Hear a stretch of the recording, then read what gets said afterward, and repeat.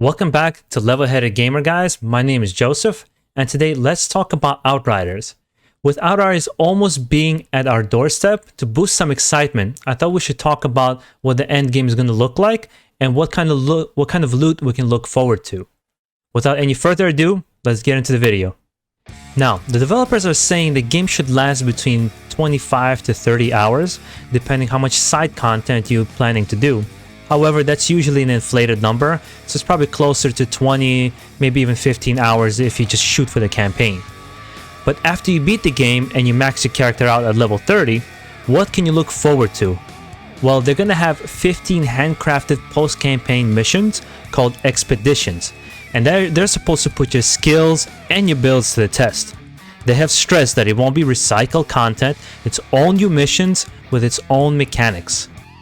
You will unlock new expeditions as you progress in world tiers. And world tiers are essentially difficulty levels you find something like in Diablo 3, Division 2, or even Borderlands Mayhem levels. The higher the world tier, the more difficult the enemies, and of course better the results. Well, rewards. Even though the level cap for your character is going to be 30, your loot level cap is actually going to go up all the way to level 50, which obviously gets higher with each expedition that you progress along with the world tiers.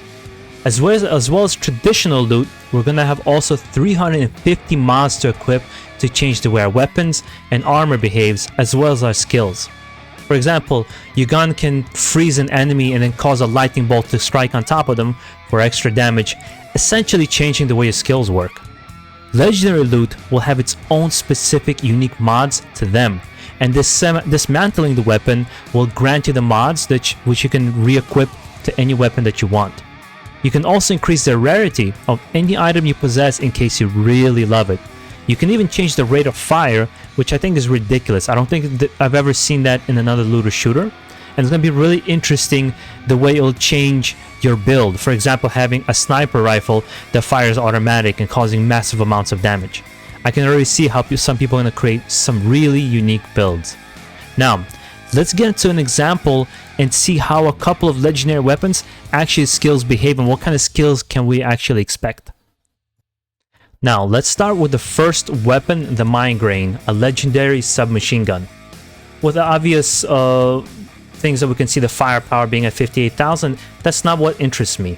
Let's look at the mods. The first one being Ultimate Bleeding Bullets, where shots inflict bleed damage on enemies. That's pretty freaking cool, as well as it causing crit damage, and actually skills have the ability to leech life from enemies.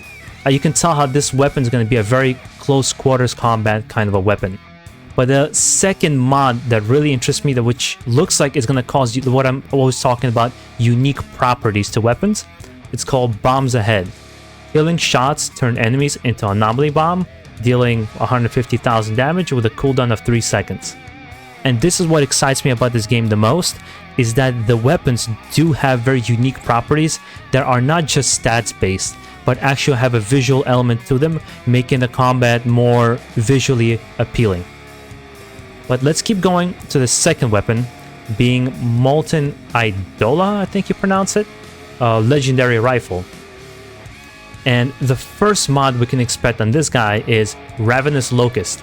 Now this one looks really cool. I would really want to see what it looks like in game, but it says shots create a swarm of locusts, dealing 475,000 damage over 15 seconds, inflicting weakness to enemies and remaining within a 6-meter radius of the target. Now this I can tell is going to be just absolutely ridiculous what you'll be able to do with it. I mean, not to mention the gun itself looks really freaking cool. And the second mod is Brain Eater. Critical shots do not consume ammo. Oh dear god. Yes, I can see what people are going to start creating with it. Even my imagination is starting to run. The third gun we got here is GOLEM'S Limb, a legendary pump action shotgun. Let me first start with saying that how cool it looks and how certain elements of it are floating in the air in kind of a stasis. I thought that was really cool from the beginning. They've shown this gun quite a few times already in their gameplay videos, but I thought it'd be interesting to look more in close to what it does. Now, the first mod will be Golem Rising. Killing shots grant you a protective golem effect, which we don't know what that is, but I'm gonna assume it's some kind of a defensive buff. Well, we'll have to see what it really does. And the second one, Vampire, killing shots granting 15% skill leech boost for 20 seconds. Again, it looks like for a build that's going to focus on that consistently is going to be healing non-stop so that you're able to run into a swarm of enemies and keep engaging with them without having to worry about your health. Let's move on to our next legendary item, being Grim Marrow, a legendary light machine gun. I mean, I already said this, but man, the design for these things is really freaking cool. I remember everybody complained in Anthem that guns look very simple and they don't have anything exciting to them. Well, this game is taking a completely different approach and is going to have a much more extravagant, so to say, look and feel to it. With the first mod being Singularity, what it does, let's go by killing shots create an anomaly Singularity. When destroyed, the Singularity explodes, dealing 10,000 damage to enemies within a 6.5 meter radius. And the second skill being Improved Stiffening. Shots inflict slow on enemies, cooldown of 4 seconds. I can already see how this is going to work probably with Trickster or any kind of mid-range character that's going to be trying to immobilize enemies, rush in there to do massive amounts of damage. Let's move on to our next guy, being Absolute Zero. Now this one they showed off a couple of times. This one has the ability with the first mod with shots that freeze enemies. And then the second skill being Improved Vulnerability to bullets. Shots inflict vulnerability on enemies and the cooldown of 4 seconds. But we had an example where they disassembled a legendary gun and took the lightning mod of it and added it to this weapon so it would freeze an enemy and then cause down the lightning bolt that I mentioned before. And this would be an example of how you can tinker a weapon that everybody knows to your liking and to your playstyle. Let's keep going with the other ones we've gotten so far. With the last one, I think, being Thunderbird, a legendary assault rifle. And probably visually, this is my favorite looking gun so far. And let's look at the mods it's going to offer us as well. With the first one being Ultimate Storm Whip. Shots bring down the lightning on top of an enemy. It's what I mentioned before. This is what gun you would have to basically disassemble, right? And the second mod being Striga. 30% critical damage to return to you as health. That's pretty freaking ridiculous if you can have a crit build from the beginning for your character. So there you go, guys. Those are basically some examples of legendary loot we can look forward to. And we haven't even gotten to the armor and what kind of properties that's going to bring along with it. And what kind of mods you'll be able to put on that as well.